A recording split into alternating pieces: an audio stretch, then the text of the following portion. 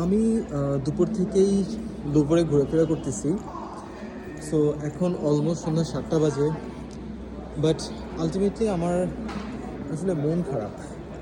কারণ আমি এখানে এত প্রিমিয়াম ম্যাটেরিয়াল এবং ম্যাটেরিয়ালগুলোর ফিনিশিংও এত ভালো।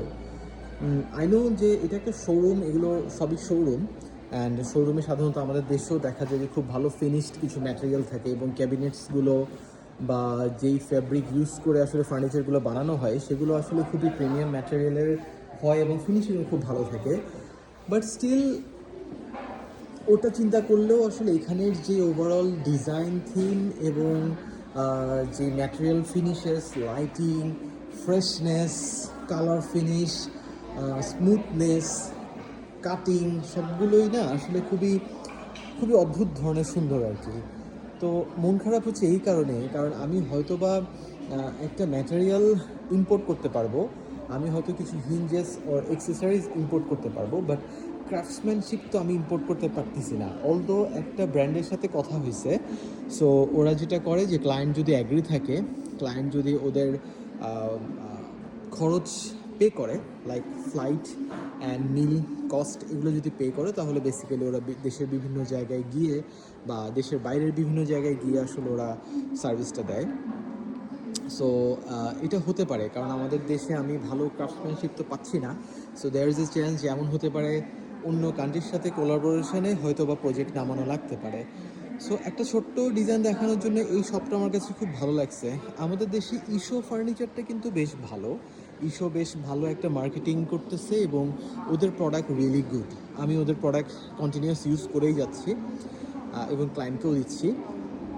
But the fact is,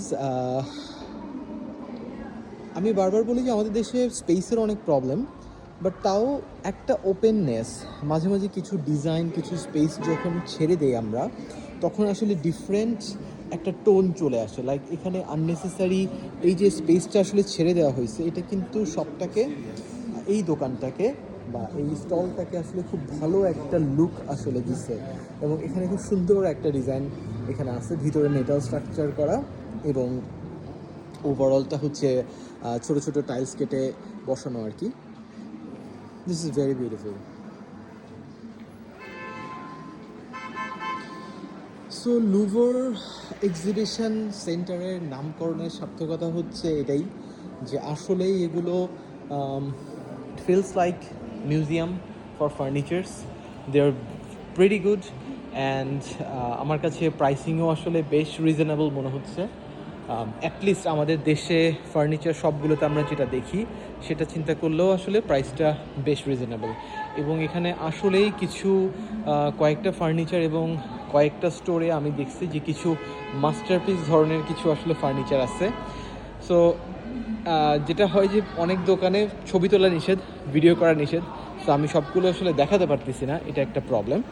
but other than that, যতটুকু যে কয়টা ভিডিও আজকের জন্য করছি, সো সবগুলোই আসলে কোয়ালিটির দিক থেকে বেশ প্রিমিয়াম ফিনিশের আর কি। এবং সব কিছুর সাথে ওরা একটা ছোট্ট একটা প্রেজেন্টেশন এমনভাবে দিয়ে দেয়, লাইক এক্সেসরিজগুলো আমরা তো মডার্নগুলো দেখতে দেখতে ইউজ টু আসলে বাংলাদেশে, কিছু কিছু ক্লাসিকগুলো দেখি, বাট এর মাঝেও কিছু ডিজাইন থিম আছে যেগুলো সাধারণত আমাদের দেশে প্র্যাকটিস করা হয় না।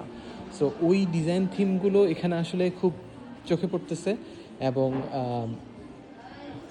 অন্য ধাঁচের একটা ডিমেনশান দিচ্ছে আসলে, যেটা আমাদের দেশের ইন্টেরিয়রে ইন্ট্রোডিউস করাটা উচিত।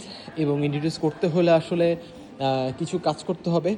এখন পুরনো যে ক্লায়েন্টগুলো আছে, ও হয়তো বা ওদের হাতে পায়ে ধরে ওদেরকে নতুন ডিজাইনে রাজি করাতে হবে।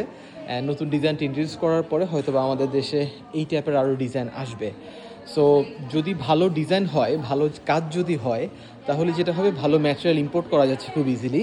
কারণ ম্যাটেরিয়ালগুলো স্বাভাবিকভাবে তো আসলে দেশের অন্যান্য জায়গার ম্যাটেরিয়ালের চেয়ে একটু প্রাইসি। সো এই প্রাইসটা পে করার জন্য বেসিক্যালি ক্লায়েন্টকে রাজি হতে হবে এবং ডিজাইনারকেও ভালো ডিজাইন আসলে শো করতে হবে। সো আজকের জন্য আমি প্যাক করতেছি, কারণ অনেকক্ষণ হয়ে গেছে। সো অলমোস্ট সন্ধ্যা 7টা। সো আমি বেসিক্যালি এখন ফোরশানে।